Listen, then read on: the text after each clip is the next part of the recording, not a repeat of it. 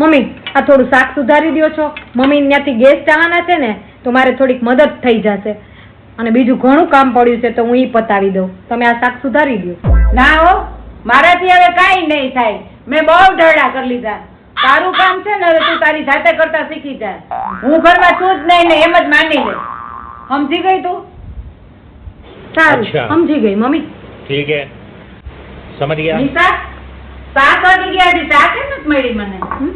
અવાજ ક્યાંથી આવે છે? એ તો કોઈ દેખાતું નથી. ક્યાંથી અવાજ આવે છે આ બધા? અરે ભગવાન. નિશા, આજે મારો ભત્રીજો ને એની વહુ બે આવવાના છે તો રસોઈ મસ્તની બનાવી નાખ. હે જગન્નાથ, હે પ્રભુ, હે રામાનંદ, આ અવાજ ક્યાંથી આવે છે બધી? ઓહો બાપરે. અરે ક્યાં ગઈ છે? અરે રે આ હજી અવાજ ક્યાંથી આવે છે?